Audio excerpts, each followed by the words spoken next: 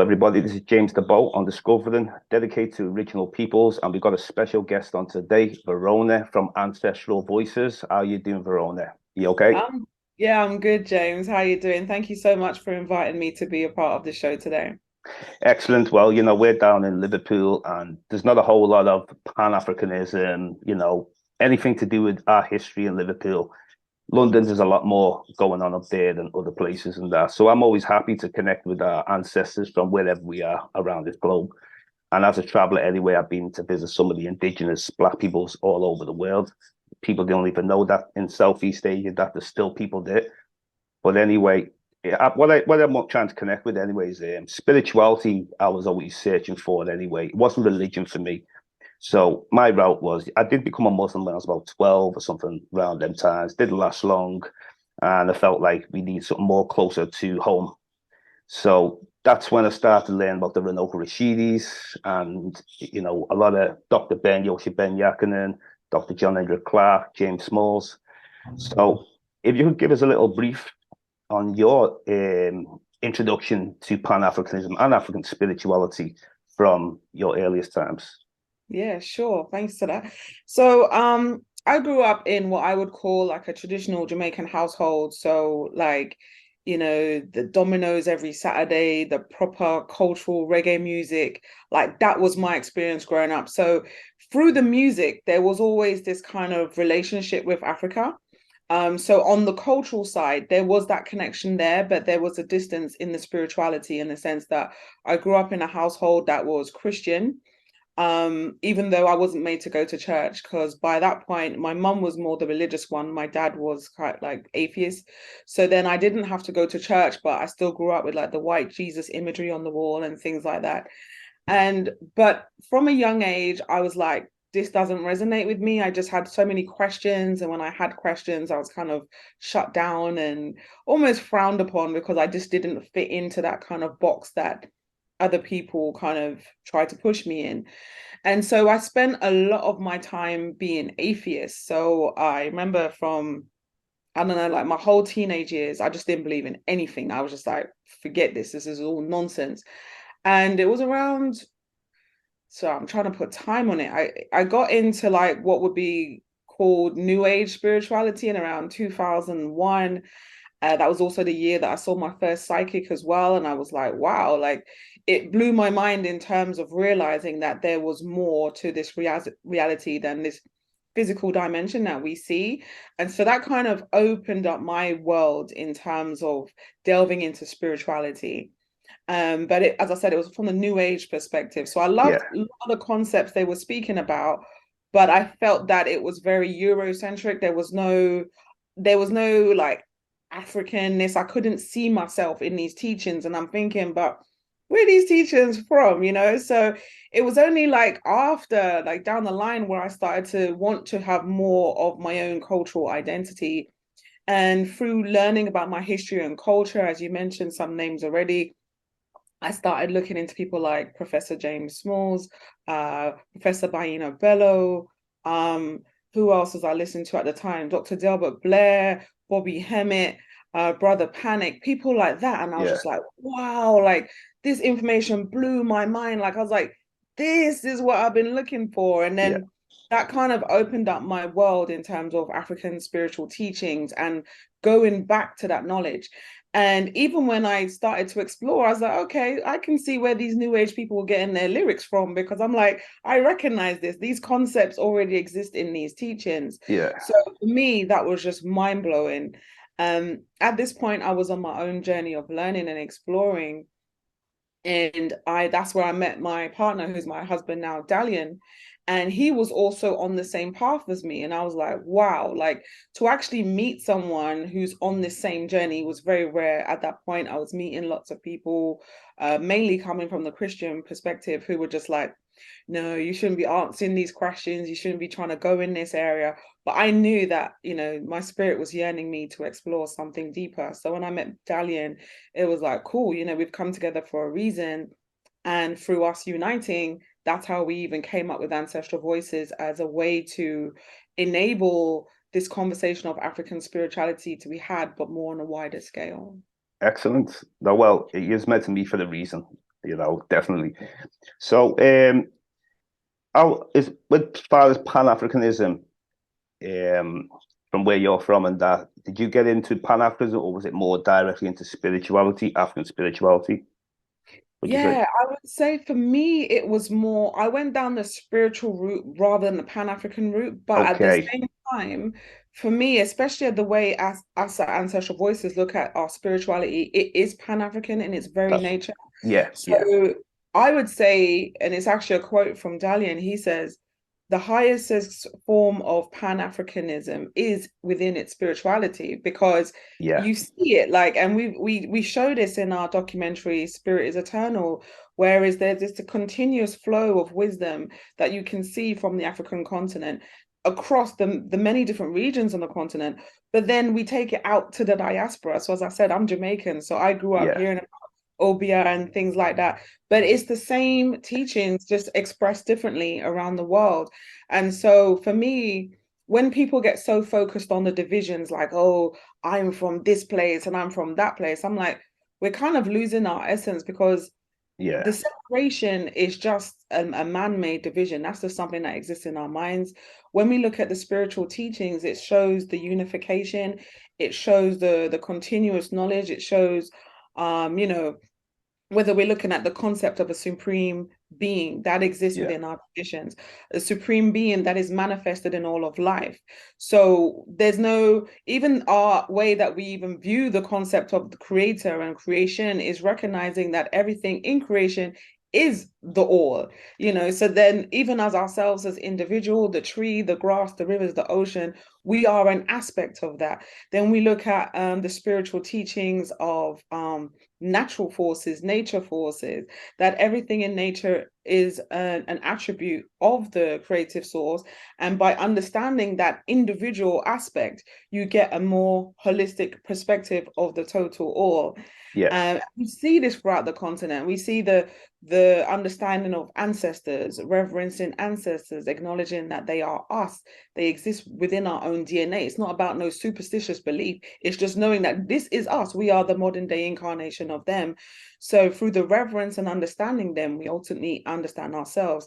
And so these are all teachings that you find throughout the African continent and the diaspora. And when you keep seeing these reoccurring themes, it's like to play in this whole conversation of division and divisiveness it's played out. It has no place that's because right. it's ourselves. Do you know what Ain't I getting mean? nowhere, is it? Not getting Yeah. nowhere. So Oh, I it's found that these interesting. teachings have really helped me to really, to me, that's been my true expression of Pan-Africanism. But it's also helped me in terms of just understanding myself, especially as someone born in a diaspora, not knowing where in the African continent I'm from. I don't feel separated anymore because once you start getting into these teachings and understanding that you can connect with your own ancestors, you can build yourself spiritually and develop your own foundation by that knowledge. I don't need to feel like a lost child in the woods. You know what I mean? Definitely, it's reconnecting, isn't it, with the ancestors? And I mean, it's funny thing is within Africa as well. I mean, when I travel to Africa, I'm always searching for the original teachings. I come across Christianity, I come across Islam, and whatever else. And majority of the Africans I'm talking to usually have a religion, where Abrahamic religion, 9 out of 10. And there's the few people you find who still practice the ancient traditions. And this is just the West pushing the agenda, isn't it? But have, have you been to Africa yourself? Have you made any trips to the motherland? Yeah, so Yeah. I've been to Egypt and I've been to Ghana. I didn't Mm. do the South Africa trip. Dalian did that one. And then in the diaspora, I've been to Haiti, I've been to Jamaica. But I definitely need to do more travels around the world. So Yeah, it's been brilliant being able to travel. definitely. So Haiti, funny enough, you mentioned Haiti because they practice the Vodou, So, um, would you say with Haiti, is it mixed in with westernized Christianity in any way? They're Vodou, or Yeah, so yeah, with do you know what I mean? Haitian Vodou is by its very nature a combination of African spiritual traditions mixed with Christianity, Yeah. mixed with the ancient Taino wisdom from the local land. So it's a fusion of everything. And so when I went to Haiti, it was a really fascinating to be a part of the experience and spend time with Professor Baina Bello. I spent time with her there, and just seeing how much the culture is interwoven within the community was brilliant. Now, that doesn't mean that that's across the board of Haiti. When I went to Haiti, just like Jamaica, you see churches literally on every corner. So that kind of religious element is very there, but the spiritual aspect is also there when you go to certain places. I also got to meet the late Max Beauvoir whilst I was in Haiti as well, who was the high Vodun priest at the time in Wow. Haiti. And it was phenomenal being able to meet him. He was very humble, very down to earth, but very knowledgeable as well. So I was so honored to be able to meet such, like well-renowned people in their field and being able to be present to this type of wisdom. So yeah, That's it was amazing. excellent, excellent. And when you first went to Africa, where was the first place you went to in Africa? All right. So when we first started filming for the Ancestral Voices documentary, we went to um Egypt first, but a lot of the footage we shot in Egypt we couldn't even use. Number one, the quality didn't come out as good as we hoped. And also just even trying to film in Egypt is a bit of a nightmare in the first place. And we had big cameras. Obviously, nowadays there's a lot more discreet cameras you could use that would help us a lot. But the primary filming we did was in Ghana, which literally was my opportunity to meet my in-laws for the first time. So this was my time to meet Dalian's family. But Okay. being the crazy people we are, like literally, we were so motivated by doing this project. We were like, let's use this family holiday time to actually go and film this documentary. So we got Dalian's mum involved. She helped us to find traditional priests and things on the ground so we could carry out interviews. So it was an amazing experience. And that was way back in 2010 now. Yeah. Wow. So have you been through the initiation? And there's many different spiritual systems also. When you say Ghana, we're dealing with what spiritual system is Ghana? Is that the Asante? Well, there's the Asantes, there's the Fantis, Mm, there's the Ga, there's many different spiritual communities in Ghana. For me, I'm personally not initiated. I've gone to receive an Ifa divination. I know who what is called the ruler of my head is. In my case, it's actually Yemaja. For those who are familiar, is the Orisha represented by the ocean, um, literally meaning mother of the fishes. But I haven't completed my initiation process. Dalian has. So with us as Ancestral Voices, we've also been a big voice to say that not everyone necessarily, if being initiated is not your path, then so yeah, be it. I feel like we shouldn't tell people like this is what you should do. With that's Dalian, right. he was very much called to do this. This is something that is very much in his lineage anyway. So I feel Yeah, that was a natural progression for him. For me, I don't know. I'm not sure that going the initiation route is my particular destiny. For me, I feel like especially over the last few years, my spirituality has developed to the point where I'm receiving a lot more information internally and I'm feeling very guided and connected just based off my own wisdom. yeah, And so if I am called to go down that road, I will, but for now I'm not. But just going back to that point of initiation, I want to stress is that a lot of people do feel that, I've come into this African spiritual knowledge, I need to get initiated, I need to do this. And I feel like the most important thing that I would tell every single person out there is the most important thing is to connect with yourself, and you connect with yourself by connecting with your own ancestors. Start paying reverence to them in your own way, whatever that may be. Just ultimately inviting them into your life. So that might be as simple as lighting a candle. It might be a case of pouring libation, which is the act of pouring water on the ground in their honor. It may even be that you have an altar, but I would say whatever your particular way that you connect with is, do that. Start with that and allow yourself to be guided by the different means and modes of modality that they will come through to you. In my case, when I started my ancestral reverence practice, I started to get a lot of number symbolism. So I would see the number 11 multiple times a day. Oh, I And see so that when I number. saw that, Yeah. yeah. One, one, So one when I all the saw time. that, yeah. So when I saw that, I realized, oh, okay, I see you. This is how you're trying to connect with me. And once I recognized it, then it opened up the pathway for me to see other things like animal symbolisms and just various other synchronicities. So I'd say it's very much a personal spiritual journey, but never allow someone to push you or force you. It should be something that develops organically within yourself. Yeah, I definitely agree with that naturally. I mean, I thought about these things myself, initiation and that. I haven't actually been through that. I've met a lot of chiefs, a lot of tribal leaders, but at the same time, it's a, I think you'll know if you're ready to do it. Like you say, the ancestors guide us. You feel I'm on my journey, my path, and if the path's got to go left, right, but it's a guidance, So believing that we're guided, I think that's number one, definitely Yeah. very important. And then, like your journey yourself, you question things when you're younger. I questioned things. I thought religion might have been one, and then it was just about going to another destination. That's what it is.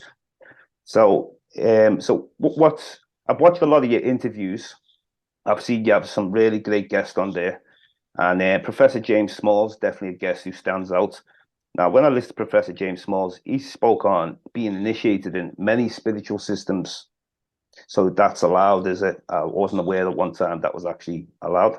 It is allowed, Okay. but once again, with that particular situation, you have to be aware that there is no conflict. So, for example, you may have a particular taboo under one initiation thing. That means that when I say taboo, it means there may be something you're not allowed to do. Maybe it's a particular thing that you eat or a particular color that you wear. So, if you are going to be initiated in multiple systems, then you have to bear these things in mind. So, there's no personal conflict that can cause harm for yourself. But no, in general, there are many people who do choose to get initiated in different cultural systems, so they can have a broader perspective, for themselves and gain more knowledge and wisdom. I see a lot. I see a big connection with African spirituality as well. From doesn't matter if it was ancient Kemet, whether it was Nigeria, Ghana, Congo. There's definitely a similarity, and I don't know if it's to do with the Bantu migration. I was speaking to someone about the Bantu people, and no one really speaks about Bantus in ancient Kemet. Like the Western scientists, they only speak about the Nilo-Saharan. But I thought it was interesting when he was explaining about a lot of the Bantu, because a lot of linguistics ties Africa together. And also, to even go further, listen to Dr. Ranok Rashidi. He was explaining about the global African presence. He's actually the man that encouraged me to start visiting all these tribes and these people in the Pacific Islands and meeting chiefs. And so, fortunately, he passed away. It was 2021. So I was fortunate to meet him and get him on. I brought him to the Caribbean Centre in Liverpool. That was a great show. And then the pandemic happened and everything just went to Zoom. Everyone was just sticking to the Zoom. I'm sure you experienced that yourself. Mm. And so, what's the plan for Ancestral Voices as you go into the future? Can you Yeah. see anything where the path's going, or anything that you feel that needs to be done? Yeah. Before I answer that one, I just want to also add that Dr. Ronoko Rashidi was phenomenal in the work that he Oh, did. definitely. And I feel that by him acknowledging the global presence of Africa, I feel that has helped so much to join the jigsaw puzzle of life together, because then you start to see the cultural similarities. And even in terms of us, in terms of the spiritual wisdom, you start to see the overlap and that kind of continuous wisdom. So even when, as Ancestral Voices, we talk about African spirituality, but then if we look and take it further, we can see these kind of same core principles being expressed all over the world under different traditions across different Yeah. continents.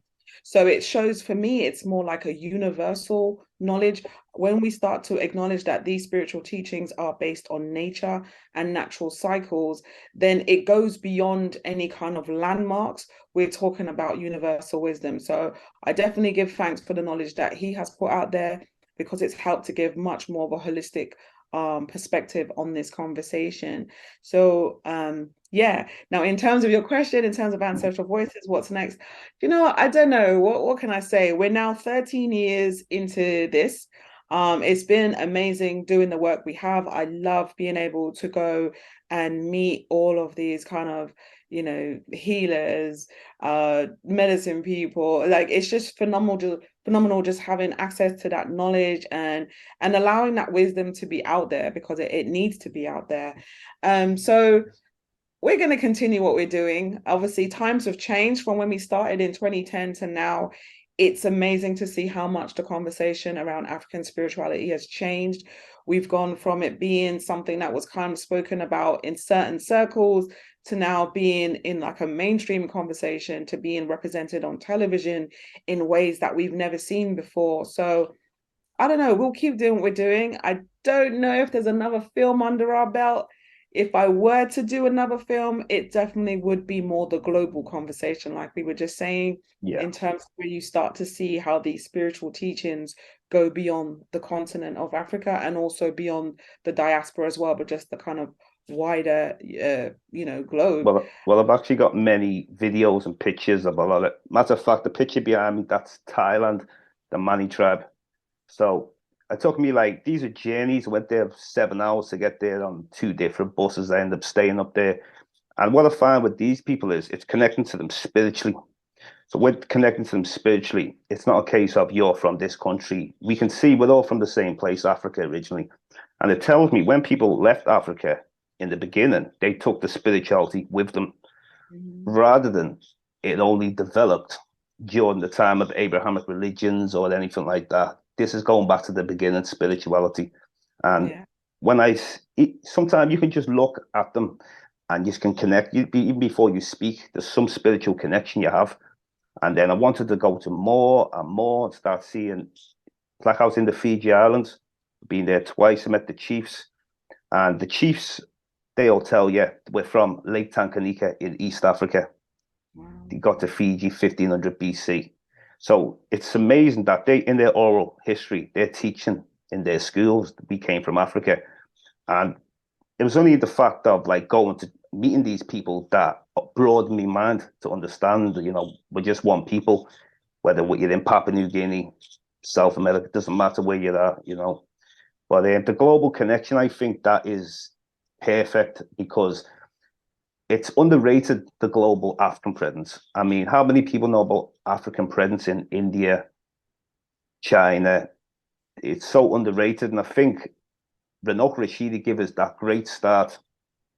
And I think we all should try to build on top of it, whatever way we can, Definitely. and even if it means a number of different people traveling.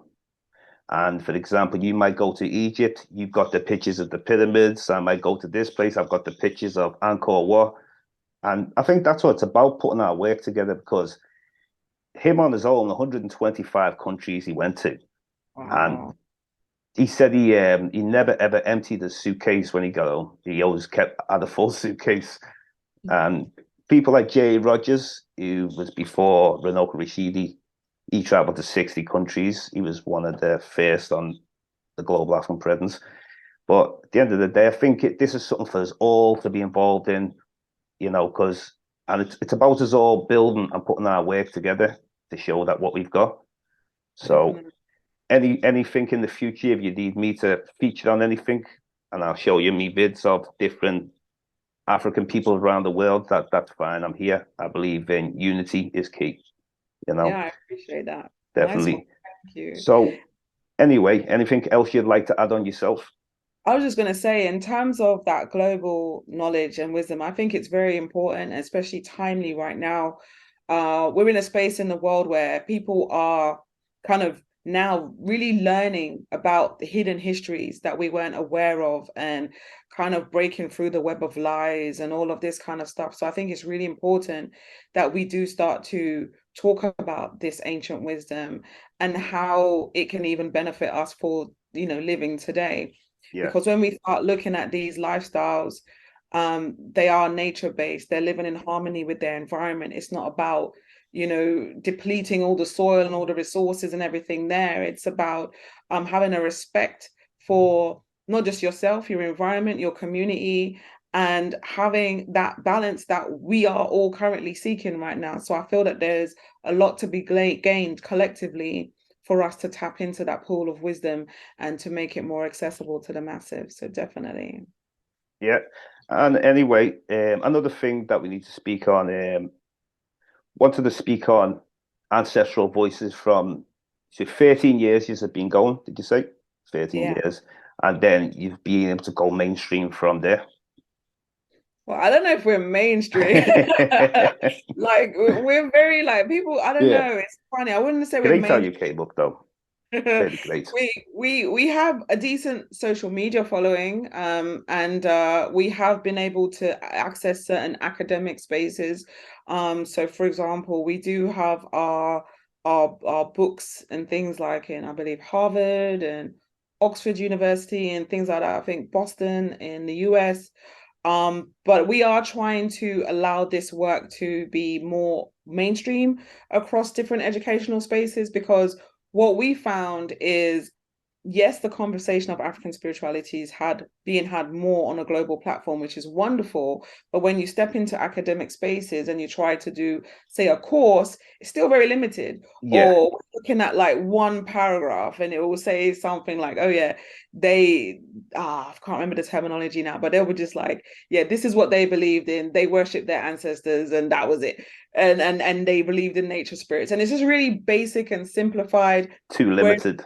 very much so. You go and look at courses on, say, I don't know, Christianity. You can have like multiple courses of Christianity coming at it from different perspectives.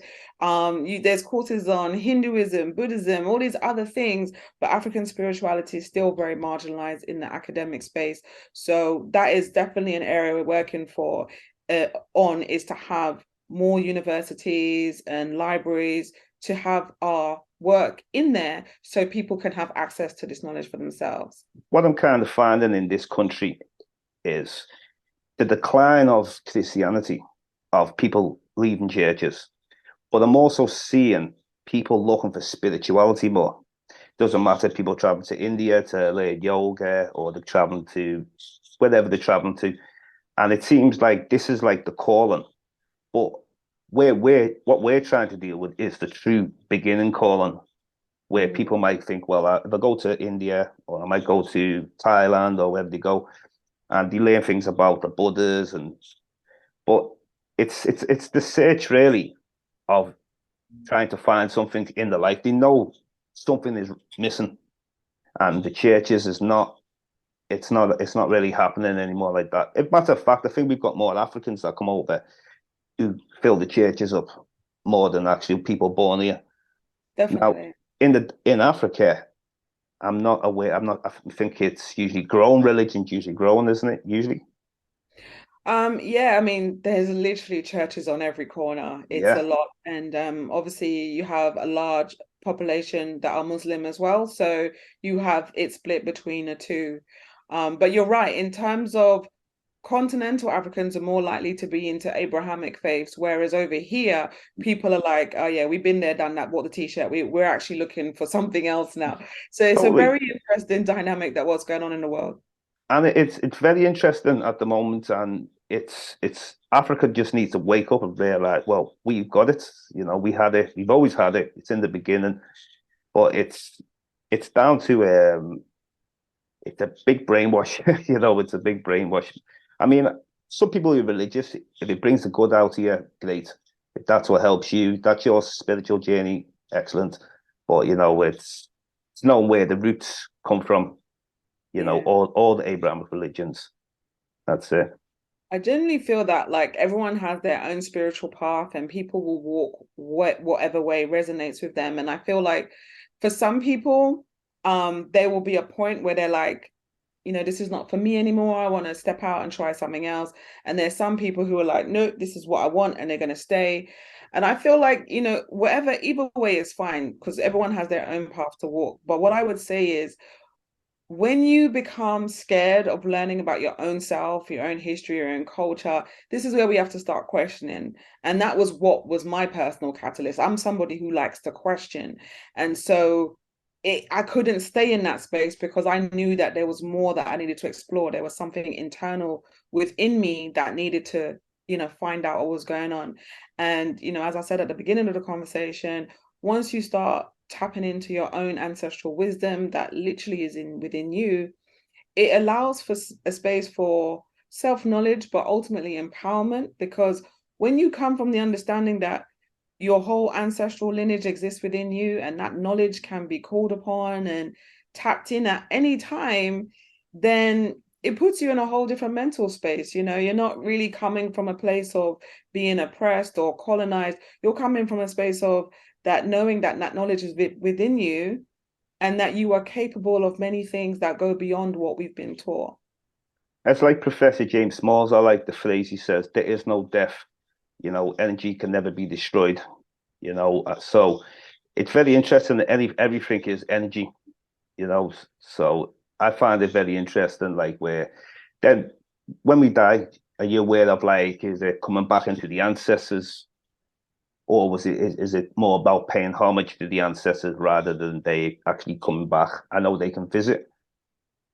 Yeah, so within the African worldview, it's the understanding that, yeah, as Professor James Smalls says, life, it doesn't die. So energy just transforms itself. So ultimately, is that we come in this world, we die, we return to the spiritual realm, and then we become reborn. So this is why there's the understanding that children are very close to the spiritual world because they've literally just returned from there. And then Wow. when we enter into older age, we're now getting ready to go back. And so that's why they say you'll find a great relationship between the elderly and the young. So the relationship between a grandparent and a grandchild tends to be a lot stronger sometimes in many cases than the parent to the child themselves, because there's a dynamic between the grandchild and the child, the baby, that is very strong because they're both kind of resonating on that same vibrational level because they're both close to the spiritual realm. So it's this understanding that everything is cyclical, and if you know that you're going to go and return, then by developing yourself as a good person, living a life that is worthy of reverence, that is what ultimately qualifies you to become an ancestor, means that now you're maintaining that cycle for good harmonious relationship with your family, no matter what stage of the cycle that you're in, whether you're in a physical, spiritual, young, elderly, that cycle keeps going, and we all work in union together to maintain that kind of high vibration and moral code for living as well. Too many misconceptions with African spirituality and history. That's so a lot of people are afraid to learn about what the ancestors were trying to teach and what they were living. And it's funny because you get some people more comfortable to go and learn about Buddhism or a religion rather than what their ancestors were teaching. But I believe the time will come, the ancestors will give the calling, and I can see there's going to be a lot of us turning back towards the motherland.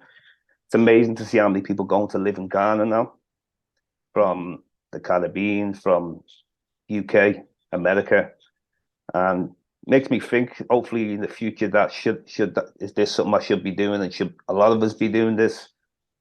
You know, Um, I don't necessarily think people have to migrate and go anywhere because, as yeah, we've said, the spirit is within you. yeah, So wherever you are, the ancestors are. It's that simple. I feel like we shouldn't necessarily get locked down and we have to be on a particular landmass for XYZ to happen. Now, yeah. don't get me wrong, I'm sure like when you touch and reach certain land spaces, the energy there may resonate with you in a different way. So for example, when I went to Ghana a couple of years back, as soon as I got there, like I started getting all these dreams. It was like my third eye just became even more activated or Oh so. yeah. So there's definitely energy in different places that may resonate with your spirit more, but never forget that the spirit is within you. So wherever you are is where you can make it work for yourself. I do find that though, different energy forces, I feel like I'm able to decode like different places where we travel to. Some places stand out more than others, so it is. There's definitely the unseen realm, you know. Out We of will get there. curiosity, which place did you resonate with the most where you've been? Um, Namibia, Oh, um, nice. Now, South Africa it was a particular bunch. It's when you meet certain people, I get that connection. But unfortunately, with what's going on there, Gambia, I really like Gambia, Kenya, Madagascar was an interesting one as well because that was like it's like the Bantu migration and people from Australasia. So you've got it's like a mixture type of place, but very beautiful place though. There's a lot of places. Fiji Islands always stood out, and Hawaii was an interesting one. Meeting some of the Hawaiian peoples and listen to their story and what they say about Africa is very interesting. You call Africa the land of the gods or the land of the spirits. Wow. So with hearing these things and the fact that I'm coming at them positive on a conscious level, they automatically connect rather than talk about just ordinary general things. So that's the way I try to connect to people anywhere they go, connect them spiritually. And the conversation really goes deep, and it's like you can think of all different things. But yeah, traveling is so important, and it definitely should be done. Inspired by Renaud Rashidi, he's like a grandmaster, isn't he? So some of the museums he went to, like in China, showing depictions of black people a couple of thousand years ago, during their dynasties, India, and he actually got barred from India. I remember him saying, yeah, he went there 3 times because he was trying to make the Dalits and we're trying to make them come more closer to our people and that. But at the end of the day, information, that's what excites me. I hear you. And that's literally been the same motivation for us at Ancestral Voices is, having this information accessible because we've obviously all been impacted by colonization. So by learning, we can kind of unplug those mental programs. Well, hopefully soon I could get you on one time in the future with Dalius and we could do a part 2 and such on other topics anyway. But I want to thank you very much, Verona, for today, Ancestral Voices. This is James Diboe on Discovering and dedicated to original people as always. And we added this one, but thank you very much. Thank you. Blessings anyway, and hopefully do a part 2. Yeah, sure. Okay. Thank you.